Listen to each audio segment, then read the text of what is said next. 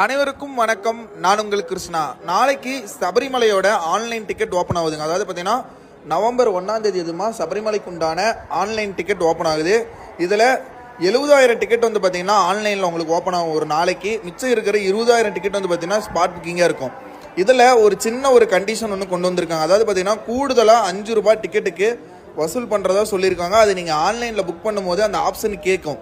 அந்த கூடுதலாக ₹5 எதுக்குன்னா, அதாவது பார்த்தீங்கன்னா சபரிமலைக்கு போகிறவங்களுக்கு மாரடைப்பு இந்த மாதிரிலாம் ஏற்பட்டு சன்னிதானத்துலேயோ அல்லது மலை ஏறும்போதோ உயிரிழந்துடுறாங்க இல்லைங்களா, அவங்களுக்கு வந்து பார்த்தீங்கன்னா ₹3,00,000 இன்சூரன்ஸ் கொடுத்துருக்காங்க. அதாவது சபரிமலை நம்ம ஏறுற எல்லாத்துக்குமே வந்து பார்த்தீங்கன்னா ₹3,00,000 இன்சூரன்ஸ் அமௌண்ட் கொடுக்குறதா சொல்லியிருக்காங்க. அதாவது பார்த்தீங்கன்னா ஒரு சில உயிரிழப்புகள் ஏற்பட்டா அதற்காக தான் இந்த இன்சூரன்ஸ் அமௌண்ட் ₹5 கொண்டு வந்திருக்காங்க. இது வந்து பார்த்தீங்கன்னா நாம் விருப்பப்பட்டா கட்டலாம், விருப்பப்படலைன்னா கட்ட தேவையில்லை. இதை நீங்கள் ஆன்லைன் புக் பண்ணும்போதே அதில் ஒரு சில ஆப்ஷன் வரும்னு சொல்லியிருக்காங்க. ஸோ அந்த ஆப்ஷனில் நீங்கள் ₹5 நீங்கள் இன்சூரன்ஸ் பண்ணணுன்னா நீங்கள் அதுக்கு அமௌண்ட்டு கட்டணுன்னா கட்டலாம், இல்லைனா கட்டுறதுங்கிறது கட்டாயம் அல்ல. அது மட்டும் இல்லாமல் நாளைக்கு ஆன்லைன் டிக்கெட் ஓப்பன் ஆகுறதுனால மறக்காமல் நீங்களும் புக் பண்ணி வச்சுக்கோங்க நாளையிலேருந்தே.